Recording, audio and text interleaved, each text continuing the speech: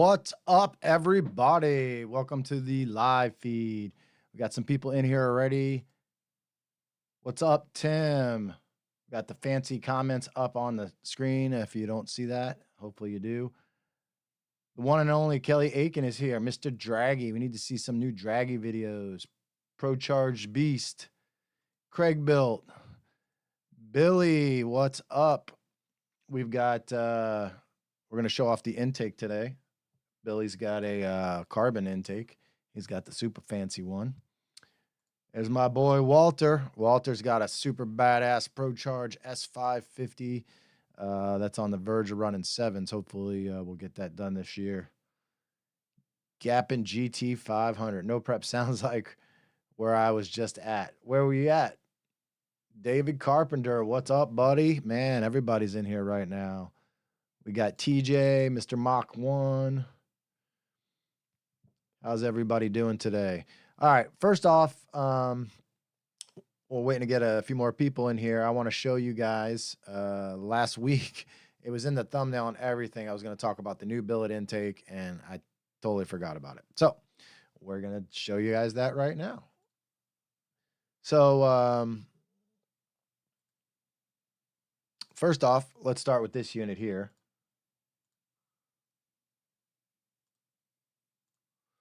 That's our very first one you guys have seen. That's our TTR carbon intake.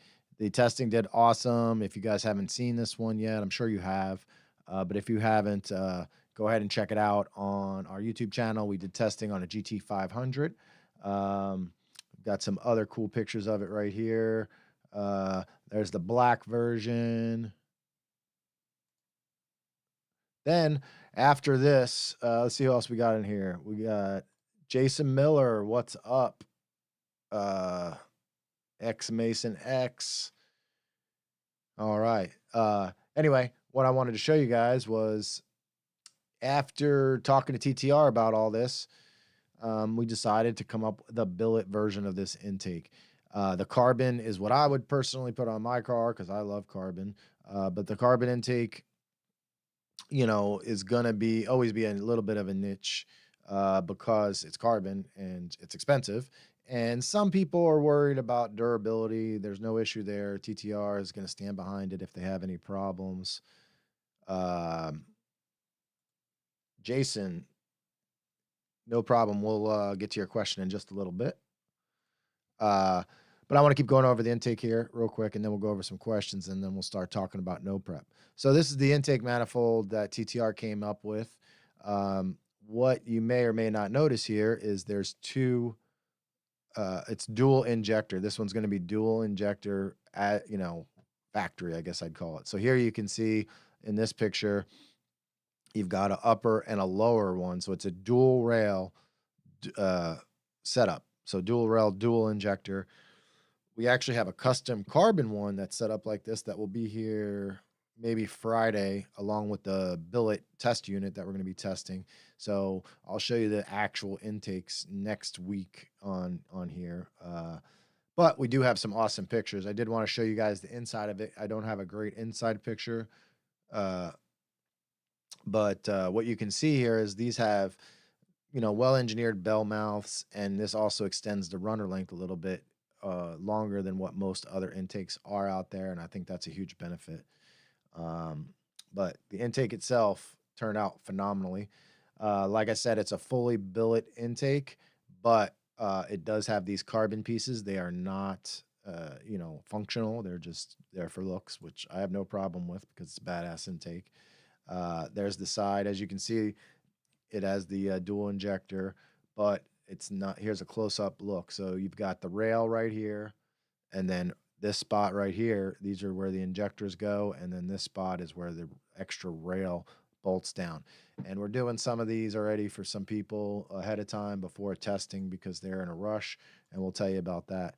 Anyway, this is a awesome setup. So let's go back here. Let's catch up with some comments. We got X Mason X.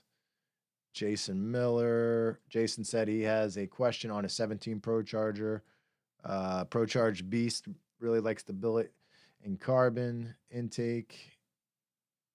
likes both of them. Me too. I mean, you know, obviously I would pick the carbon intake myself, but the billet intake turned out phenomenally well. Frank Three Stangs, what's up? We'll come back to your question in just a second. Ray, what's up? Ray's got an awesome GT 350. I'm gonna actually post his car real soon. We've got it'll probably be a short on our channel. It's a badass GT 350 built. It's got Zona Rota turbos. I mean, it's a unit. Uh, Walter, plenum lid is different shape than the carbon version. Well, there is no lid on the carbon version, so let's go back to that real quick.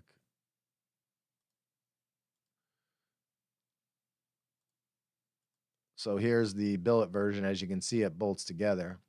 But if you look at the carbon version, it's all one piece, so you can't take it apart.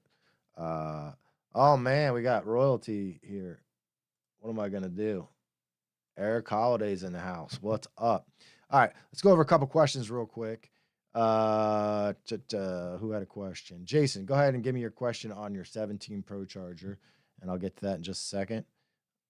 Anybody that has some questions, you can knock them out right now, and then we'll go ahead and start talking about no prep racing. I went to my first no prep race. Full disclosure, I've had zero interest in ever going to no prep. I probably would have never gone to a no prep race if it wasn't for Kobe, who's one of our top tuners here, and he did an awesome job convincing me to go. And you know what? I had a lot of fun. So, and it's close. It's at Immokalee Raceway, which is probably the closest track to us. It's 2 hours, just a hair under. And I didn't really the class that there really wasn't a good class for my truck, so we threw it in True Street. Wasn't really, I got my butt kicked. We'll show you that video in a second. But I've got a different perspective on that. We'll go over that in just a second.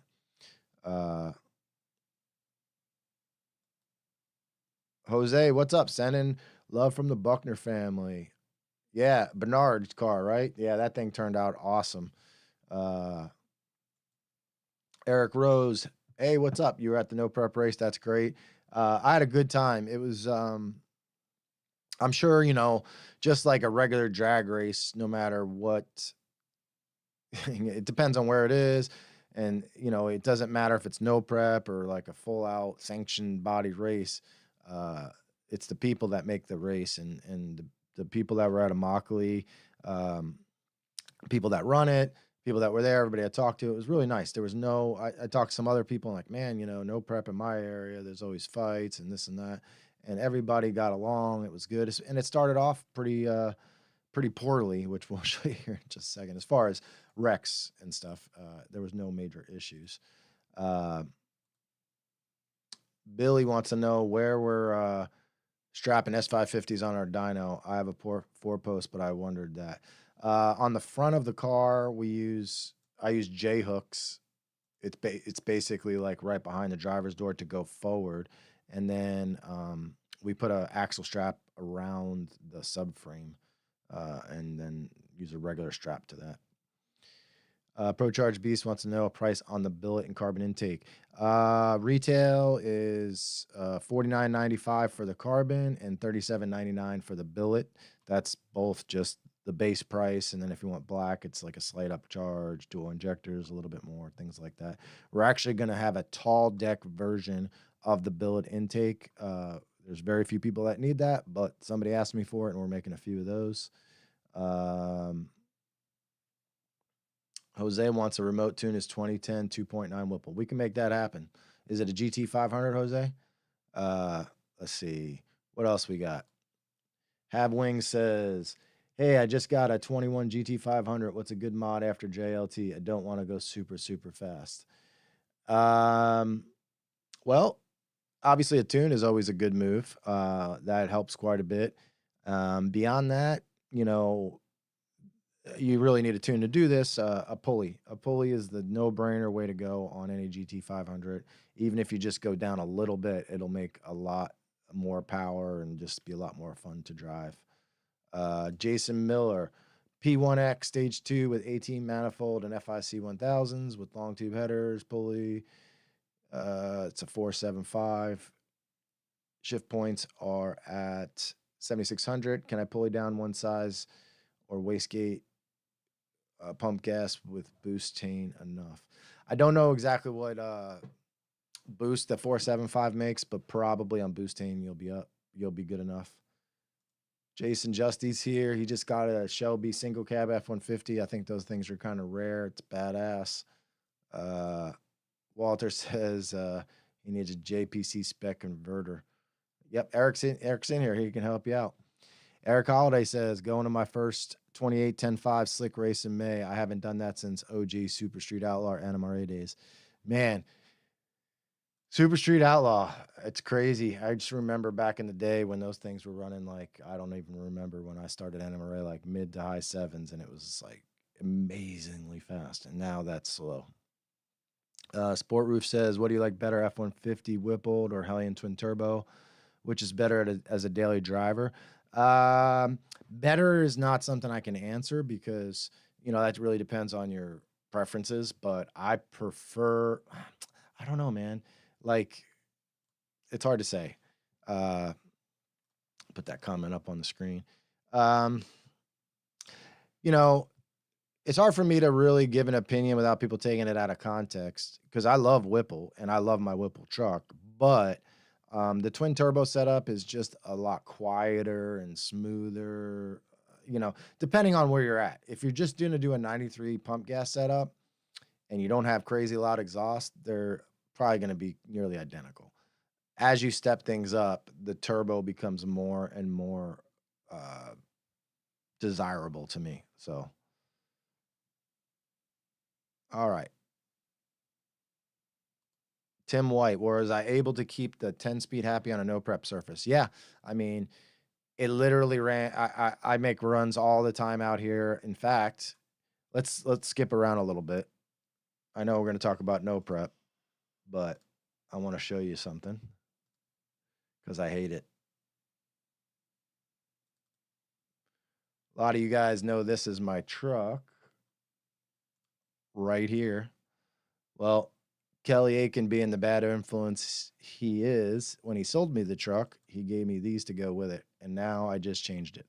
And I absolutely hate the way it looks, but it's probably going to be a lot quicker.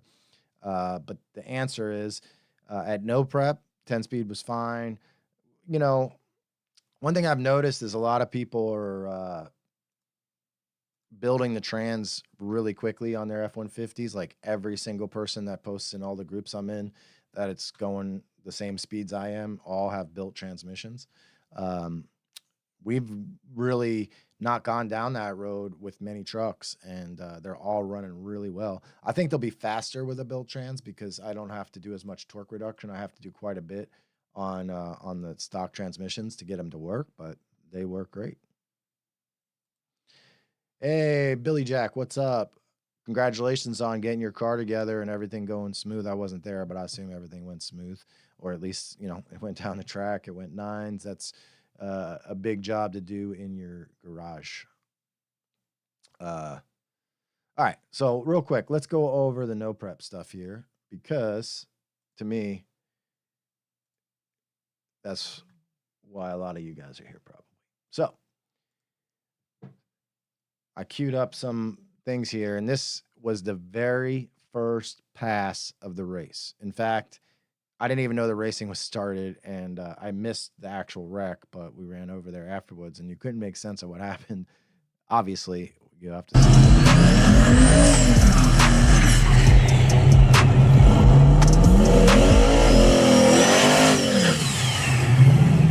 All right, looks like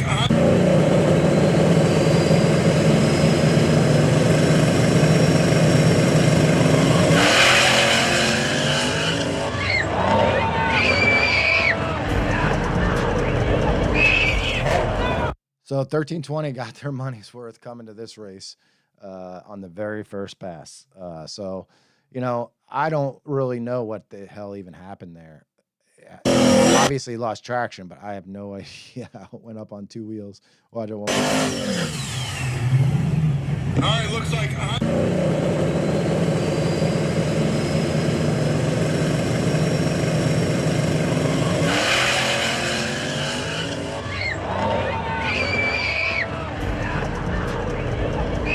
pretty crazy.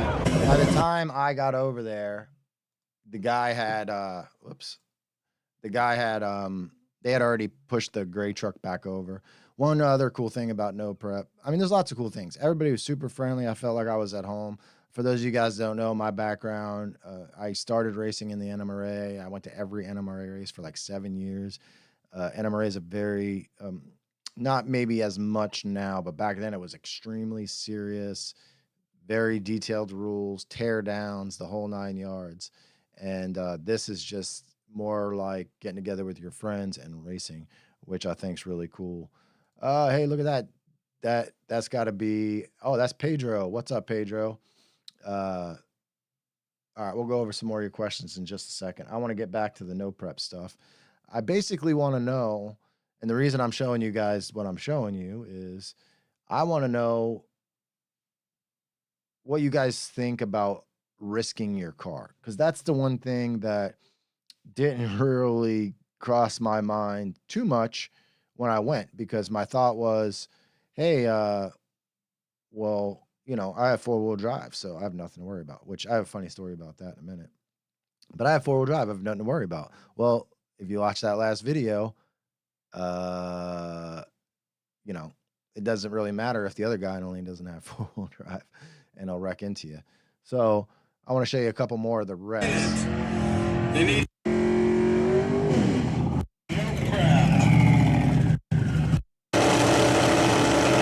Watch the car right away.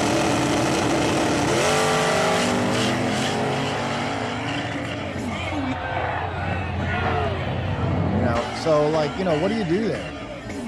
I mean, it just, I don't know if something broke or what happened there, but it's to the point where, you probably, I don't know if he could have lifted earlier or what. I'm not really sure that was his fault. This one, look at this one.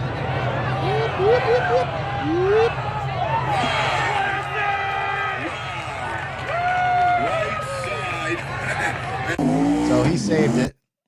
Then this is the car that I really wanted to talk about, because this, I don't understand this exactly. And for any of you no prep guys out there, a lot of the cars are just, not crappy cars, but they're not trying to be super, super nice, probably for good reason. But then this car right here, for those of you guys that haven't seen this car, if you go to that YouTube channel, 247 Motorsports, I think it's the guy's name's Brandon York or Mork. It's an absolutely beautiful car. The chassis is insane. This was the very first pass on this vehicle. for the North. Now don't forget, there's no qualifying. Brandon Fordyce on the right side. Chip Race draw, very first pass. First pass ever on the car.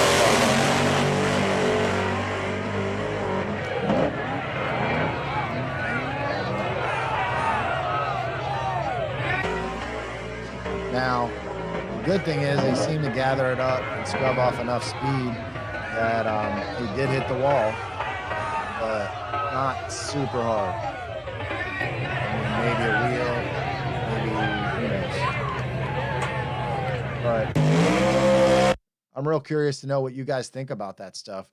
I'm on the fence, I love to race, and this is close. And the really cool thing about this race was there was a lot of people there, and that's always makes racing fun. It's no fun when there's nobody there. So I'm probably gonna keep no prep racing. So the question is, actually, let me show you my run real quick.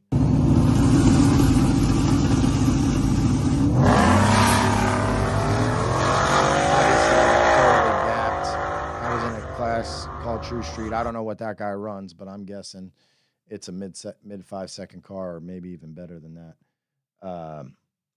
So, when you do these no prep cars, are you absolutely planning on crashing? Like that New Edge car, it sure doesn't look like he was planning on crashing with the way it looked. So that's my biggest question. So, I think what I'm probably going to do is build my truck up to do that stuff, or I still do have my 2005 Blue Mustang, which I don't want to wreck that, but it would really hurt a lot less if I wreck something like that.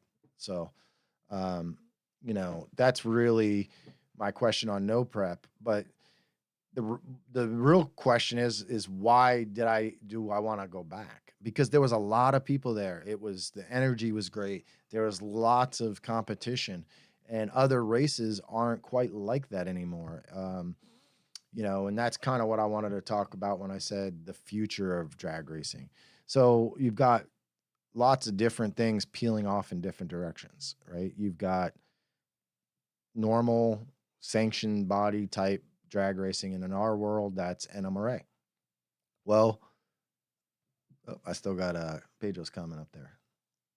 Um, but I didn't go to NMRA this weekend. I went to the no prep race instead. Eric's in here, I think, if he's still in here. He, me and him raced NMRA all the way back in, I think I started in 2004, and there was multiple heads up classes. It was really quite an experience. They had their own magazine, and they still have something similar with that. And it was just a different environment. And that was really, there's probably no prep racing, maybe. There's probably grudge racing back then, but the NMRA was the place to be, and there wasn't a whole lot of other things. This was before drag radials really hardly existed. I mean, they were just coming out, drag radial racing. People were doubting whether drag radial racing was even going to take off. So now we're talking 20 years later. That was 2004. It's 2024. And you go to the NMRA, and heads up is nearly dead. You've got Coyote Stock, which is a class I founded to help keep people interested in heads up racing, and I think that was successful. But Factory Stock had under 10 cars. I believe Renegade had under 10 cars, and that's it. There's no other heads up racing at NMRA. 860 Street Race had a good turnout. All the index classes were great, but most of the people that we work with, they want to go fast, and index 860 is pretty fast, and that's probably, we tuned 3 cars in 860 Street Race. Casey Shotwell was the champ last year that we tuned. So we do have customers that race NMRA, and then you had the GT 500 shootout, which is another just index style 9.0 or 9.1. I don't know exactly how they do it. None of that stuff really appeals to me, because I want to try to go like the no prep deal. I could have ran 650. They actually had a 650 index class, but I don't, and I ran a 650 on that pass. But I just don't want to try to run slower than my car or vehicle can run. So, so where does that leave us? You've got races like streetcar races like NMRA, or excuse me, like FL2K, Texas 2K. You've got races like import versus domestic, which is kind of in between, right? It's sort of like very serious like NMRA, but it encompasses so many different cars, and there's so much. It's just an awesome track. It's an awesome guy that runs the race. There's lots of reasons that race is successful, but there's not a lot of races like that anymore. And then you've got, the one-off races like Ducks Race. Well, he's got 2 of those. So, things kind of have fragmented. And this weekend we had Ducks Race, which was hugely successful from what I understand at SGMP. I would say the no prep race was sold out. You couldn't just go there and, hey, I want to race. Nope, too late. You had to sign up ahead of time. All the classes were filled and sold out. And then you had SCT. I don't know if anybody here went to SCT. I don't dislike those races, but the 1 or 2 that I've gone to were so unorganized, and I didn't have a whole lot of fun at the SCT race, but I would certainly give it another chance. I didn't go this one because I went to the no prep race. So I really want to know, if any of you guys are interested in no prep racing, or, if you are, would you build a specific car for no prep? Most people do, because A, the suspension for a no prep setup is very different. And then B, you also have, a very good chance of damaging the vehicle almost every time you go down the track. So let's go through some more questions. Jason Miller asks if a wastegate setup is worth it for more mid-range torque. Yeah, there's going to be people that go back and forth. I believe back in 2011, 2012, we were one of the first guys to do that on a Coyote with Coffee Man's um, 6 or 80 Pro Charge car. And, that car went 860s or something like that back in 2012, maybe. And we did have a wastegate on it, but we got to the point where we just got the car to work and, never opened the wastegate. So we just wound up running more and more boost. So I don't totally hate that idea, but I don't think it's a huge benefit. On 2020 GT500, does the Cook and ARH headers fit equally well? I don't know that we've put ARH headers on GT500. We do Cooks on all of those here, a lot of them at the shop, but ARH is great. I have ARH headers on my Godzilla truck. I think they're a great company too. We just prefer the Cooks on the GT500s, but I would assume they'll be okay. John, got any info on 124 Mustang running or tuning? I would assume might be available. No, unfortunately, that's all you're gonna get because there's just no forecast. There's no, we're almost there. There's, I don't want to be negative, but there's almost not a whole lot of hope. Over time, everything seems to happen, but you have to remember that I saw somebody from Livernois comment on this, and it's true, and it's sobering to see them comment about it because that's a different development path. They do their own stuff, and then we use HP tuners or SCT. But interesting to hear Livernois say, like, hey, it's not looking great because it's the same encryption that they've been trying to get past on Broncos for however long Broncos been out, a few years. So it's not looking good. There may be expensive ways around it, but I don't know. I personally would not buy a 24 Mustang if you're planning on tuning it, other than if you're going to do a Whipple. I think that's a great idea. Other than that, it's just, to me, I'd be scared. Same goes for trucks. 24 trucks are the same exact situation. I've got multiple customers hit me up and tell me that they're doing a truck and ordered a truck, and I told them cancel it. If you want to build one of the trucks that I'm posting about, it could be years before you get to that point. So, get a 23 or earlier one.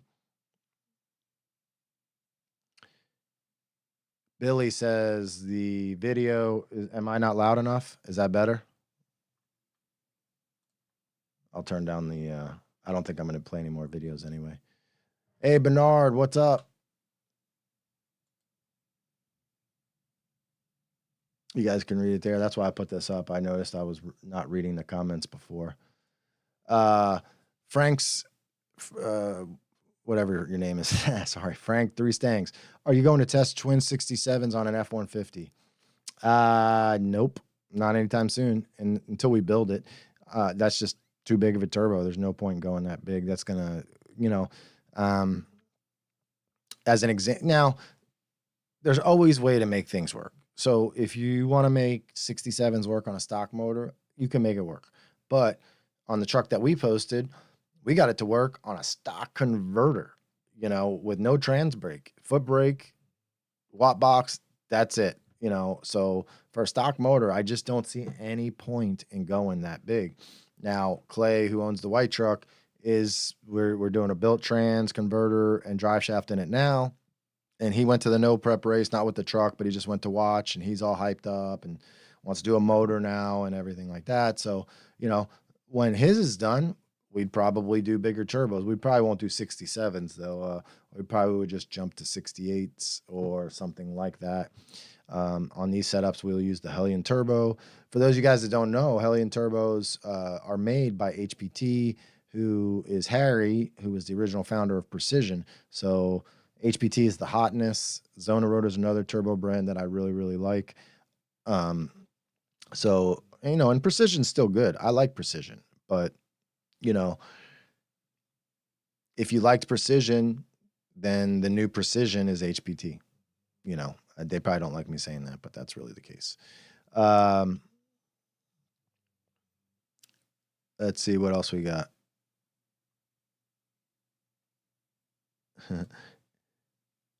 TJ says the bank wouldn't like me no prep racing the car either.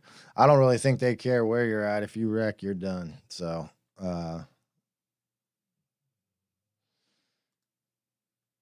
David Carpenter, zero chance that he would race no prep. I can see that out of David. And, I would have said that, you know, before I went to this race, but I kind of enjoyed it and I like being at the track. And sometimes you just have to change what you do based on situation. Now, I've got a really awesome 2011 twin turbo car that's been 760s. It's at AC Carcraft right now getting redone. It's going to be a long-term build. I was hoping to have it out this year, but that's not going to happen.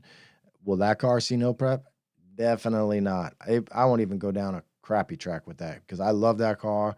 Last thing I want to do is hit something with it. So that, absolutely will not do that. But I wouldn't rule out having a no prep specific Mustang or doing, racing my truck. Sublime GT 500. What's up? Let's see who else we got. Kevin Chandler. What's up, buddy? How you doing? Situation Coyote. He was there at the no prep race, but after seeing everybody wreck, he was like, I'm not doing it.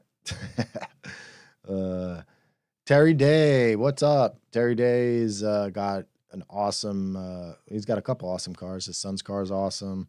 Logan, I think he's got a YouTube channel going. You guys should check that out. Terry's, I think he's doing a really serious build, actually with a guy that I know who came down from Jersey. I think it's called Red Eye Performance now. It's pretty close.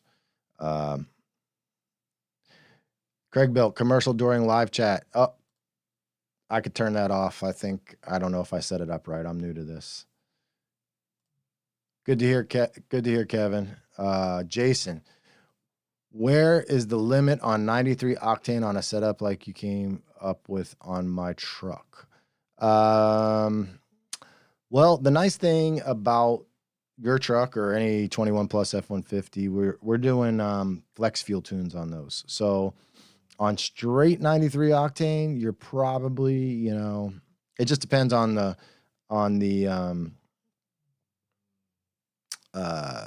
quality of your fuel, of course. But we've made consistently, not glory poles, you're going to make between 630 and 670 depending on fuel quality.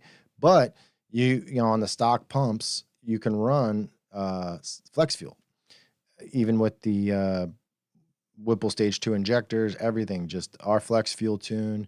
And at that point, you can pulley down and make, I think we got a guy, I think he goes by Big John something on Instagram.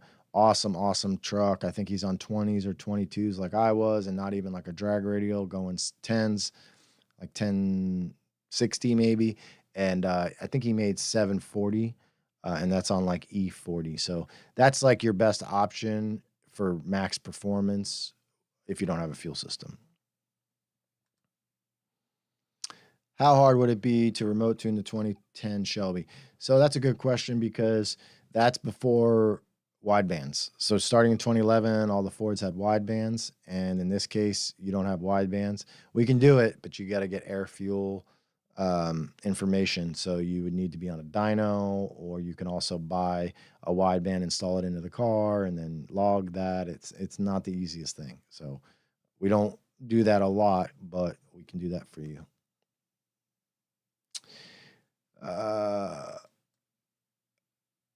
Seems like it would be a pain in the ass to get the Mustang IRS to work on no prep.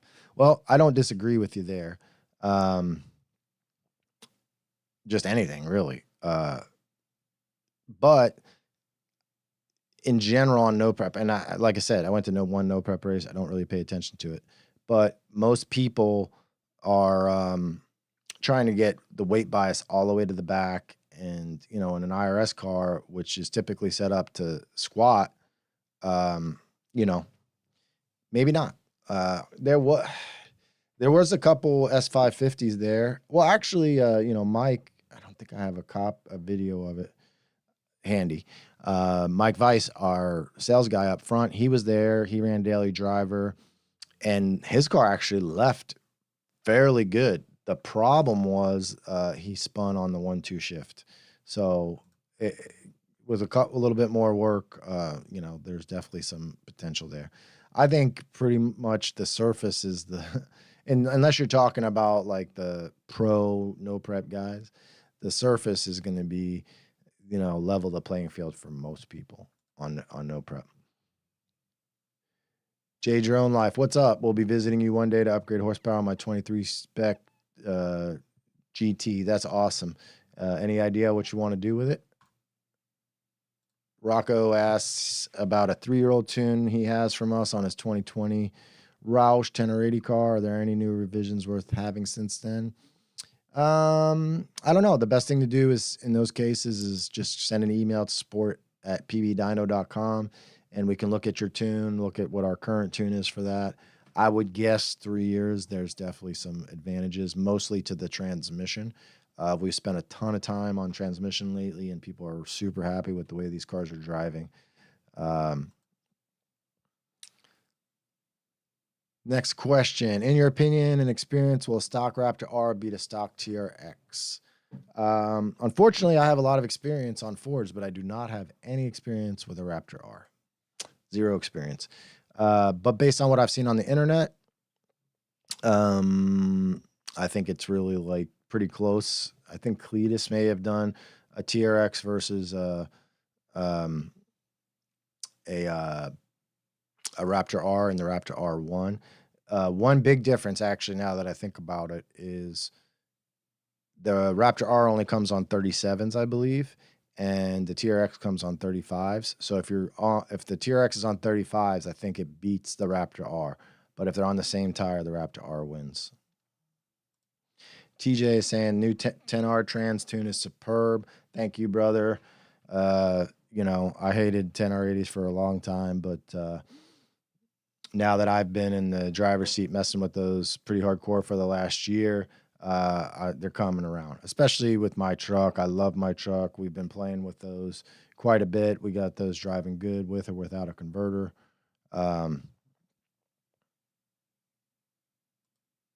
Bernard, yeah, I think that's best for you guys just to bring the 2010 in if you want to do that. Jose's asking, would I be willing to get on Street Alpha podcast and share my knowledge? Sure. I'm not familiar with your podcast if that's yours, but I'm open to that. I love bullshitting. I like to talk. Obviously, that's why I'm doing this. But I'd love to do that. All right. Well, guys, I don't know what else we're going to talk about. I wasn't super prepared for today. I wanted to go over the no prep thing. Doesn't seem like we've got a ton of no prep questions, although there's not much to talk about other than it's really slick and dangerous and you're going to crash your car probably. But I just wanted to give you guys my opinion on that. Right after I get off here, I plan on going outside to do some hits on my I got some questions up here that I missed, it looks like. Pedro saying I need a Hellion on my truck. It might get there eventually. I really like the Whipple setup though. And, we've got Clay's truck to show what the Hellion will do. So it'll be nice to have my truck to push the Whipple as far as we can go. That way we can take care of both customers. And, we're starting to get more and more customers outside those two power adders. We've got a Pro Charge guy we're tuning, a couple of those, a Vortec guy, I think. So there's a lot of them out there. So it's good to have, a setup for each setup. Hey, drag racing car and drag racing and car stuff. What's up? It's been a while, brother. It's a different scene. I worked a few no preps on the starting line in the Midwest. Those events keep some tracks going. Very often a big turnout. Crashes weren't real common. I can see that being the case. That's one of those things, right? Like when they say no prep, especially when you're doing it at a normal track, like, a street race is a street race. Some of them are a little bit prepped, but you're talking about doing this on an actual racetrack. Immokalee is not known as the best track in the world or even like a decent track. It's just, but it's still a track. They did do a tremendous job of scraping it, and all those wrecks I showed you guys earlier were, um, all within the first out. Well, I don't know time frame, but first 20 pairs, and then after that, things kind of got a little bit more calmed down. Junior Diaz, truck looks clean. Thanks, brother. I appreciate it. I don't like it as much with the new wheels on it, but hopefully it pays off and it's fast. TJ said a little while ago he'd rather do streetcar stuff, even though those races are becoming a little loose with that terminology. Yeah, the streetcar thing, we'll get back to that, like Texas and FL2K and even Streetcar Takeover. Um, they've got the street. They did something there that if you would have came to me ahead of time and asked me if it would work, I would have told you probably not. Which was, let's get a million streetcars and then we'll just set them into 3 or 4 different groups so they can all race. And to me, like, I personally didn't think that would work, but it did, because it solves the same problem that no prep solves, which is, it gives people a place to race, and it gives you a chance to have fun races. To me, I won't, I've never ran streetcar, or if I did, it's not been with anything fast. But let's say when my red car is done and I go to streetcar, if I don't make the top class, I'm not going to be real happy, regardless. But one thing that people don't get, that don't race a lot, is the most fun thing in the world you can do is a side-by-side race that's super close.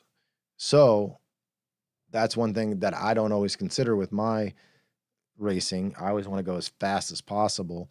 But in the streetcar deal, you might be in the second class or the third class. There's a breakout. Yeah, that's not optimal, but you're still there running side by side. Whereas the old school guy in me that used to go to all the NMRA races, and there was very specific heads-up categories, those are gone, and it's not really the NMRA's fault. It's just the environment. A lot of it is, you used to have to build a race car to go that fast. That's the other thing, right? If you wanted to go 7s or 8s or 9s, even low 9s, you were probably building a race car 20 years ago. Now you just do that with your regular car. And who wants to do all this safety equipment in their regular car? And I guess that really brings up another really important topic, is safety equipment. When you go to places like NMRA that are more professional, they're very, very strict. Whereas like a no prep race, or really any other race, FL2K, SCT, Texas, they found ways to be lax on the rules, which isn't necessarily in everybody's interest as far as safety, but it is as far as having races with a lot of people there, right? If you don't have a lot of people there, who cares if everybody's legal, because there's 4 people there. So, what's everybody's opinion on safety? Do you guys want to put a cage in your brand new car? I did, my GT500, and I totaled it. Did it save my life? I don't think so. Maybe it might have helped a little bit, but those cars are so strong that I probably would have been fine. In fact, I wrecked another car at the end of last year, a lot of you guys know about, and that car had no cage. It had nothing in it, no harness, and I was fine. And I was going 150 miles an hour on that setup. So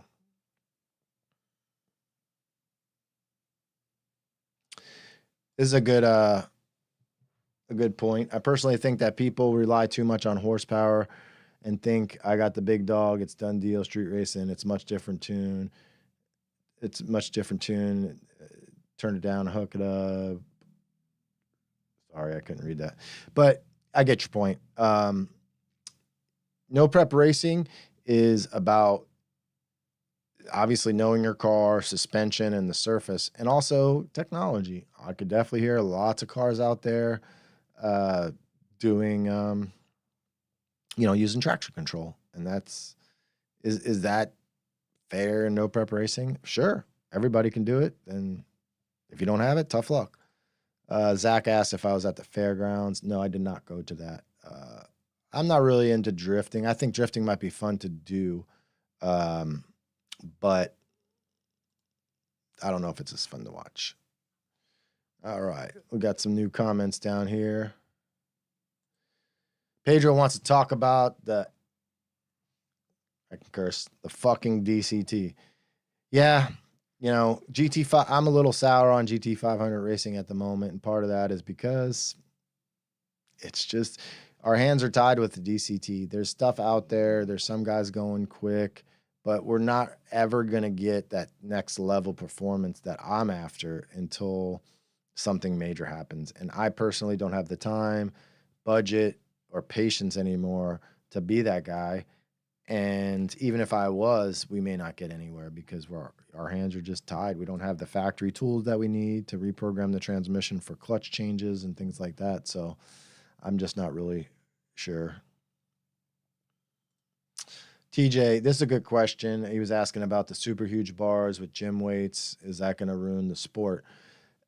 Maybe, but that was, there was a couple big dogs at this race, but not like you see on 1320, all the people that go to all the no prep races. So I'm not sure if the bar stuff was legal at this race or they're just cars didn't show up with it, but that was a non-factor at this particular race.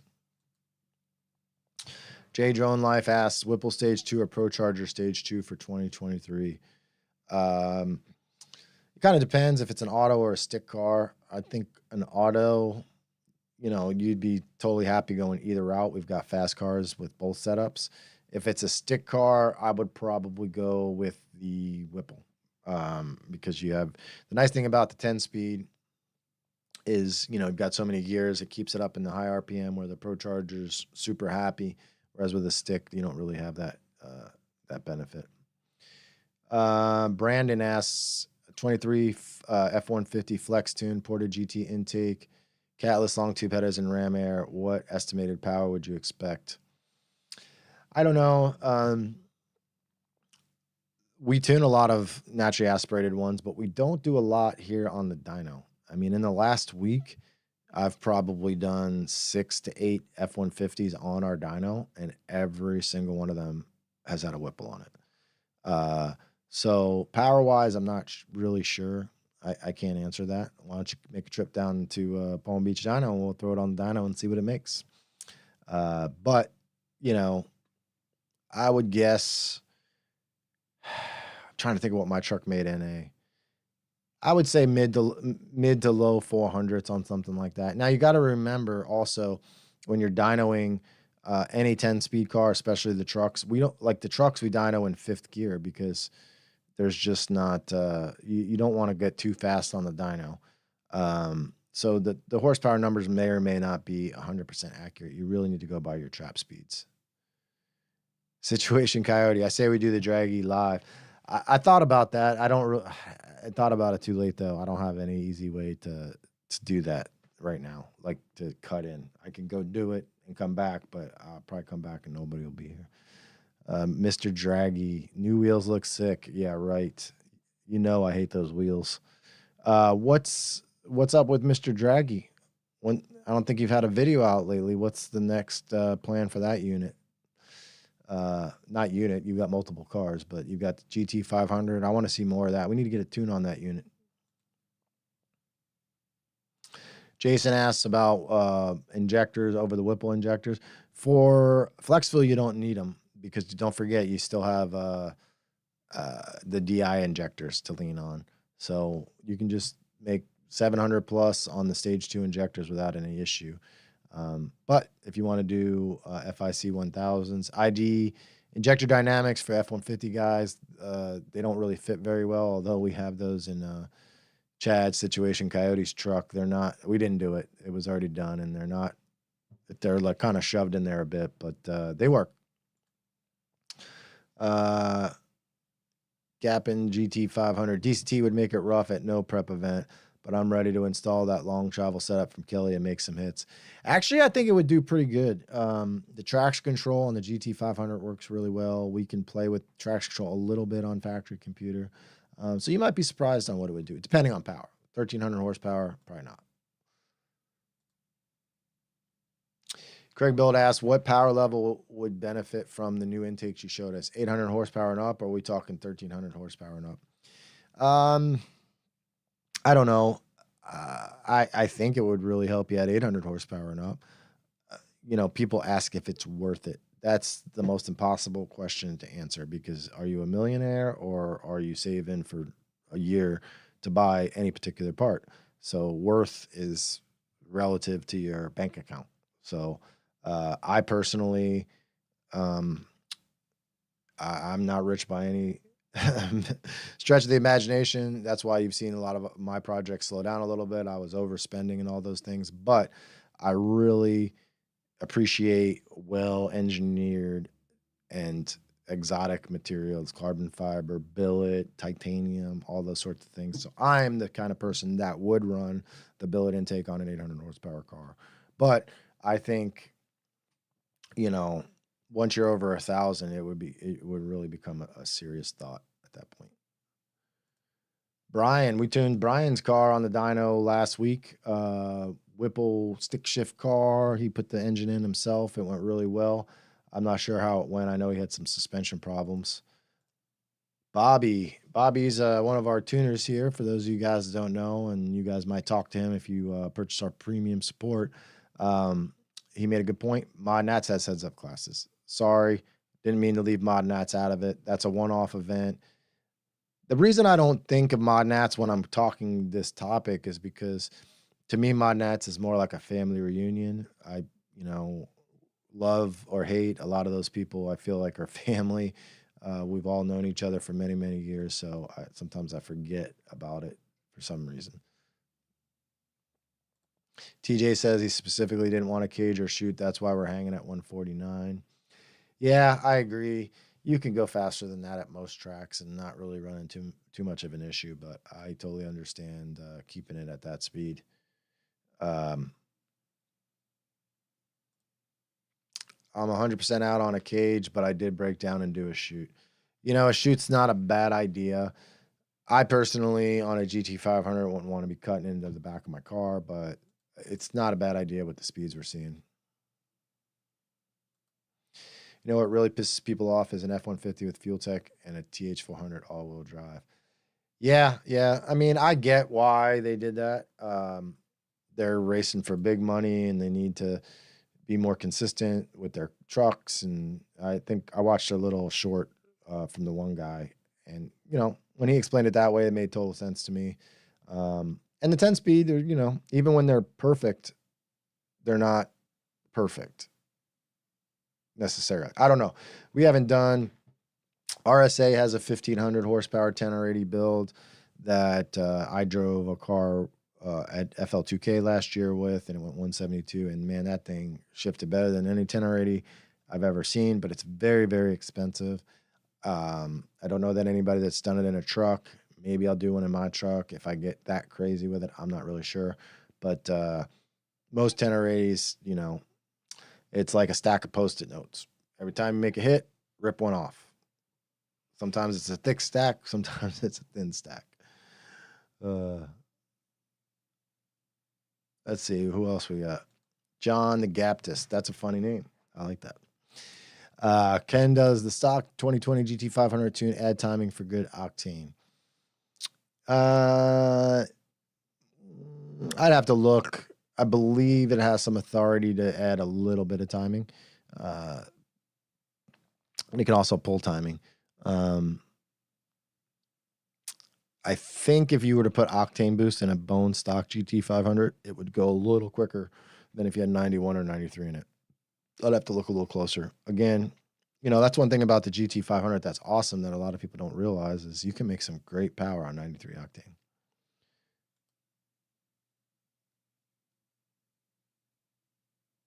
Billy says 10 plus years on Coyote.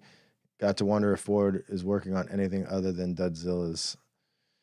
Yeah, I mean, everybody's talking about the 2024 being a dud, but man, I like them. I was super impressed by the two Whipple. One a dark horse and one was a GT. On my dyno, they ran awesome. I drove them. It was quite, I really had fun. driving it. So, I don't think it's a dud. I haven't driven a stock one around very much. It's not leaps and bounds ahead of the previous years, but it's certainly not a dud in my opinion. Mr. Draghi says he's going to tune tests for GT 500 and cat delete test on the C8. Would like PBD to tune on the C8. I mean, I'm not totally against that. I don't know that there's a huge gain NA on those, but I don't really know much about Corvettes. I've tuned Corvettes in the past. I've always left those to other people. The local place actually that some people went to closed down, so we might need to get into that a little bit more.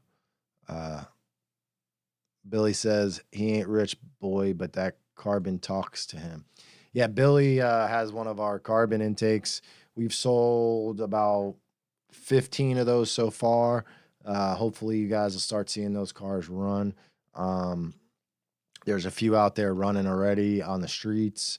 I don't think they've hit the track yet. Frank over in the Tampa, well, both guys are over in the Tampa area, and Stewart also has his running, and it's awesome. Stan, what's up, Stan? Stan's one of our Premium Plus members. I've been doing a lot of trackside tuning for him, and it's going really well. He wants to know if a Motec on a GT500 would be nice for no prep and street events. Yeah, the big advantage to a Motec is going to be traction control, and you can also get real flex fuel. So that's a good advantage. Mr. Draghi again, mild modded GT500 on a good suspension and tire would do amazing on no prep surfaces with some time spent on tuning. I totally agree. I actually started playing with a street no prep specific tune on my car. Just run out of time to do all this stuff, and I never really got too far with it, but I got to the point where it was basically power by gear. So first gear, instead of giving it all the power in first gear and allowing traction control to pull it out, you just give it a limited amount of power in each gear until you're at full power, and it worked really well. Nothing I've released or I would sell to anybody, but there's definitely some potential there. John's asking if we've seen any transmission issues with the DCT with any of your power packages on GT500, and at what power level does the problem happen? Yes. You're good. Most vehicles are good to 1200. I have seen two vehicles at low 1100s have issues that we can never really track down why they were having issues, but they would slip in third gear. Probably slip in first gear too, but you don't see it. But third gear would be the problem. Being a DCT, there's two clutches, A and B clutch, and the A clutch is the smaller, weaker clutch, which is your odd gears 1, 3, 5, and 7. So when you see slip, it's usually third gear. That's the big problem. Like my own personal car, towards the end there, I had to like pull power out of it just to get down the track because of that. So the issue is once we add clutches, there's just, my car made 1,200 foot-pounds of torque, but we couldn't get the car to shift properly with the clutch because of our hands being tied. Jason wants to know the difference between catted and catless Y-pipe. I haven't really seen any difference whatsoever. We tune a lot of trucks. All the trucks that we build in-house have typically, I think we're doing Stainless Works with their Geissy cats, and they all make the same power. My truck, the guy before me was some outlaw nut job and took the cat off of it. And although mine has stock manifolds, we have done one or two that are race truck only without cats, and they don't really seem to make any difference in the power. Now, if the cat gets damaged, then you got big problems. Craig built credit card racing. If it wasn't for credit cards, there'd be nobody at the drag strip, or a lot less people probably.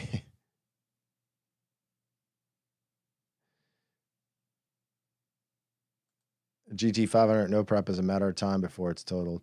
Yeah, that's the big issue you have with any rear-wheel drive vehicle is, you're risking the car, and in that case, you're risking a very, very expensive car.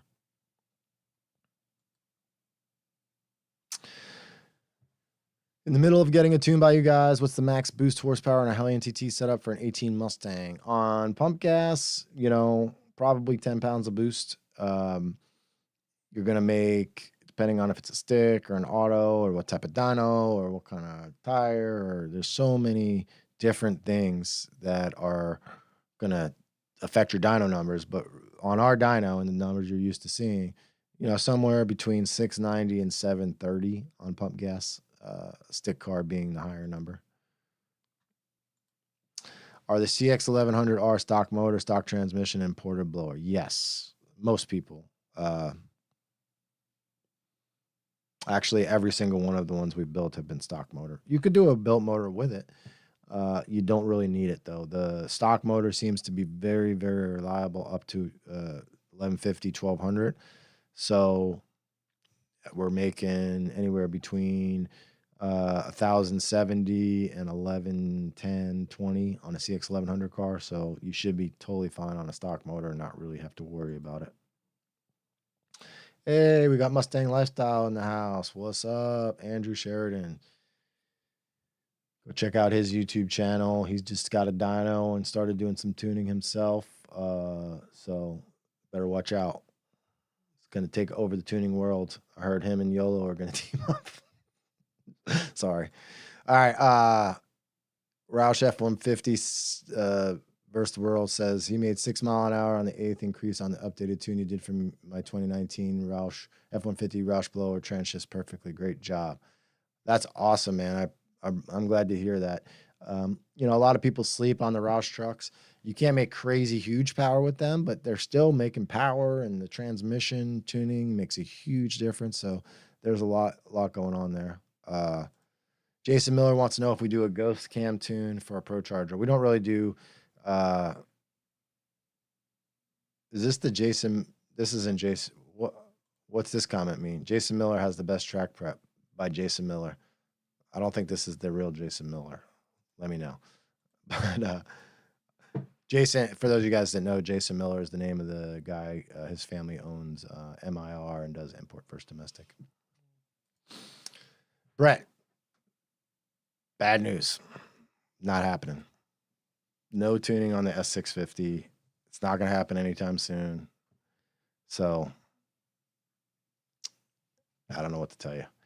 All right, guys, we're about an hour into this. I don't have a whole lot more to say, and I really want to go dragging my truck. So I really appreciate all you guys joining us on the live feed. I'm going to try to do this every week. Got to come up with topics, make sure we can keep things going. All you guys got to show back up. I appreciate you being here. Also, we'll obviously have a lot more content coming up with it, coming into racing season. Texas 2K is coming up in a few weeks. There's a lot of things going on. I'm not sure. We are a sponsor of Texas, and I might wind up flying in. I don't think we're going to make the trip this year. We're so busy at the track or at the shop. The shop is super, super packed. And, I just don't think it's a good use of my time to be gone over a week. Now, if I had something to show off that we really wanted to go and kick some butt with, yeah, but I don't really have anything that's going to work out well for Texas this year. So this would be, if we're going to skip one, this would be the one to skip. So, hey, Tim, what's up? We will tell Kobe hi. Thanks, Mike. I believe Michael's car is coming down here soon for a build. Bernard, what's up? No problem. Hey, Billy. Oh, thanks, man. You didn't have to do that, but I'll put that towards a drive shaft or something for my F-150. I'm really worried about breaking that thing. My F-150, for those of you guys don't know, it is stock transmission, stock converter, stock diff, stock everything. I was doing one wheel peel at the no prep race, and it did not do a good burnout. So anyway, thanks for joining us, guys. We'll see you on the next one. Make sure you subscribe to the channel if you're not. We're trying to do way more videos, get back on the pace that we used to be on. A lot more truck content. We're going to get back into GT500 content. Anything you guys want to see, you can always email us at support@PBDino. Give us any feedback